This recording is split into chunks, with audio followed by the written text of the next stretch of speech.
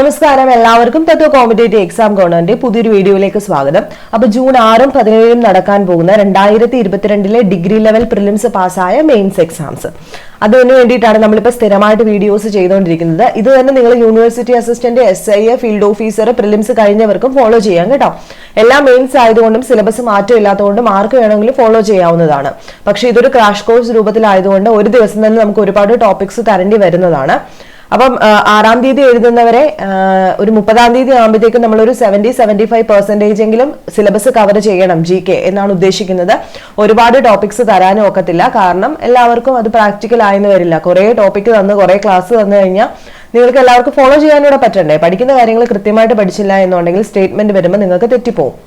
അപ്പൊ നമ്മള് ഇന്ന് കേരള ഹിസ്റ്ററിയിലെ അവശേഷിക്കുന്ന ഒരു ടോപ്പിക്കാണ് social and religious reform movement. വളരെ ഇമ്പോർട്ടന്റ് ആണത്. National movements in Kerala. ഈ നാഷണൽ മൂവ്മെന്റ്സ് ഇൻ കേരള എന്ന് പറയുമ്പോൾ അത് ശ്രീധരമേനോൻ സാറിന്റെ ടെക്സ്റ്റ് ബുക്ക് നോക്കി പഠിക്കുന്നതാണ് നല്ലത്. അതിന്റെ കൊച്ചി തിരുവിതാംകൂറിലെ പ്രധാനപ്പെട്ട നാഷണൽ മൂവ്മെന്റ്സ് ഞാൻ ചെയ്തിട്ടുണ്ട്. അതിന്റെ വീഡിയോയുടെ ലിങ്കാണ് താഴെ കൊടുത്തിരിക്കുന്നത്. ദെൻ സോഷ്യൽ ആൻഡ് റിലീജിയസ് മൂവ്മെന്റും ആ ടെക്സ്റ്റ് ബുക്ക് നോക്കി പഠിക്കുന്നതാണ് നല്ലത്.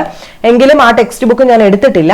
അതിന് പകരമായിട്ട് ഒരു ക്രാഷ് കോഴ്സ്, കേരള ഹിസ്റ്ററിയുടെ ഒരു ക്രാഷ് കോഴ്സ് രൂപത്തിലൊരു വീഡിയോയുടെ ലിങ്ക് കൊടുത്തിട്ടുണ്ട്. അത് നോക്കുവാണെങ്കിൽ അതിനകത്ത് സോഷ്യൽ റിലീജിയസ് റീഫോം മൂവ്മെന്റ് കൊടുത്തിട്ടുണ്ട്, +2 റിലേറ്റഡ് ആയിട്ട്.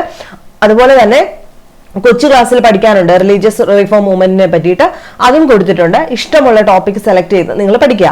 അപ്പൊ ഇതൂടെ തീർന്നു കഴിയുമ്പോൾ നമുക്ക് കേരള ഹിസ്റ്ററിയിൽ ഇനി അധികമുള്ളത് ഈ literary sources of Kerala history മാത്രമേ ഉള്ളൂ. അത് ഞാൻ എടുക്കാനുള്ള ഒരു ടോപ്പിക്കാണ്. അത് നമ്മുടെ ശ്രീധരമേനോൻ സാറിന്റെ ടെക്സ്റ്റ് ബുക്ക് നോക്കി നമുക്ക് അടുത്ത ദിവസം അപ്ഡേറ്റ് ചെയ്യാം. അതുകൂടെ കഴിഞ്ഞ് കഴിയുമ്പോൾ നമ്മുടെ കേരള ഹിസ്റ്ററി ഒരു 3 മാർക്ക് ഇവിടെ നിന്നും സ്കോർ ചെയ്യാനുള്ള ടോപ്പിക്ക് തീരുകയാണ്. അപ്പൊ ഇന്ന് പഠിക്കാനുള്ളത് താഴെ ഡിസ്ക്രിപ്ഷൻ ബോക്സിൽ ലിങ്ക് കൊടുത്തിട്ടുണ്ട്. നെക്സ്റ്റ് നമ്മൾ പറയാനുള്ളത് UNO and other international organisation ആണ്. ഇന്നത്തെ അടുത്ത ടോപ്പിക് എന്ന് പറയുന്നത് യുണൈറ്റഡ് നേഷൻ ഓർഗനൈസേഷനും അതുമായിട്ട് റിലേറ്റ് ചെയ്തിരുന്ന ഇന്റർനാഷണൽ ഓർഗനൈസേഷനും. അപ്പൊ ഇതും വീഡിയോയുടെ ലിങ്ക് കൊടുത്തിട്ടുണ്ട്.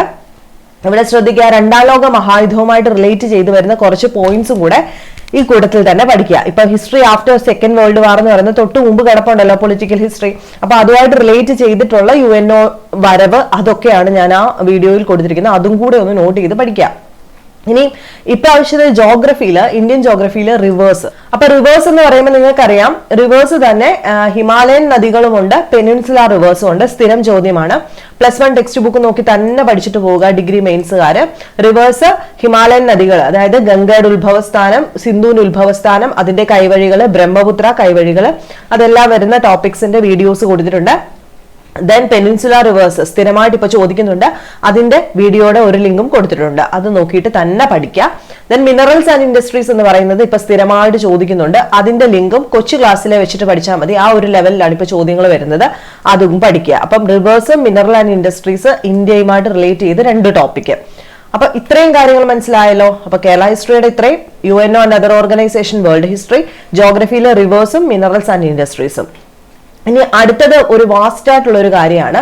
ഇന്ത്യൻ കോൺസ്റ്റിറ്റ്യൂഷനകത്ത് നിന്നും നമുക്ക് ഇന്ത്യൻ കോൺസ്റ്റിറ്റ്യൂഷനകത്തെ കോൺസ്റ്റിറ്റ്യൂഷണൽ ബോഡീസ് ഉണ്ടല്ലോ, അല്ലെങ്കിൽ കോൺസ്റ്റിറ്റ്യൂഷണൽ അതോറിറ്റീസ്. അതിനകത്ത് ആരൊക്കെ വരും? CAG, attorney general, advocate general, അതുപോലെ election commission of India, UPSC, state SPSC, അങ്ങനെയുള്ള എല്ലാ കാര്യങ്ങളും ഒന്നിച്ച് പഠിക്കാനാണ് ഏറ്റവും നല്ലത്. അതിന്റെ ലിങ്കും കൊടുത്തിട്ടുണ്ട്. അത് നമ്മൾ ലക്ഷ്മികാന്തിന്റെ ടെക്സ്റ്റ് ബുക്കും എല്ലാം കൂടെ ചേർത്തിട്ടാണ് എടുത്തിട്ടുള്ളത് കേട്ടോ. അപ്പൊ ഇതിനകത്ത് ഇടയ്ക്ക് കിടക്കുന്ന ഈ പോർഷൻസ് നമ്മൾ GST കൗൺസിൽ എടുത്തിട്ടുണ്ട്. ബാക്കി ഈ union list, state list, concurrent ലിസ്റ്റും അതുപോലെ സർവീസസ് എന്ന യൂണിയൻ സ്റ്റേറ്റും ഇല്ല. ബാക്കി ഈ എല്ലാ കോൺസ്റ്റിറ്റ്യൂഷണൽ അതോറിറ്റീസും ഇവിടെ വരെ ഉൾപ്പെടുത്തിയിട്ടാണ് കൊടുത്തിരിക്കുന്നത്. അതും പഠിക്കാം. ദെൻ ആർട്സിൽ നിന്നൊരു ടോപ്പിക്കാണ് കൊടുത്തിരിക്കുന്നത്. ആർട്സിൽ നിന്നും ഏറ്റവും ഇമ്പോർട്ടന്റ് ആയിട്ടുള്ള കഥകളി, കൂടിയാട്ടം, അതുപോലുള്ളതും ഫേമസ് ആയിട്ടുള്ള കേരളത്തിന്റെ സാംസ്കാരിക പ്രവർത്തനങ്ങൾ, അല്ലെങ്കിൽ എവിടെയൊക്കെയാണ് കേന്ദ്രങ്ങൾ, അതുമായിട്ട് റിലേറ്റ് ചെയ്ത് വരുന്ന കാര്യങ്ങൾ, അതുമാണ് നമുക്ക് ഇന്നത്തെ ദിവസം പഠിക്കാനുള്ളത്. ഒരുപാട് കാര്യങ്ങൾ പഠിക്കാനുണ്ട്. അപ്പം സെലക്റ്റീവ് ആയിട്ടാണ് തന്നു പോകുന്നത്. തന്ന കാര്യങ്ങൾ കൃത്യമായിട്ട് പഠിക്കാനായിട്ട് ശ്രമിക്കുക. താഴെ ഡിസ്ക്രിപ്ഷൻ ബോക്സിലും ടെലഗ്രാമിലും ഇതിന്റെ ലിങ്ക് കൊടുത്തിരിക്കാം. ടെലഗ്രാമിന്റെ ലിങ്ക് ഫസ്റ്റ് കമന്റ് ആയിട്ട് പിൻ ചെയ്തിരിക്കാം.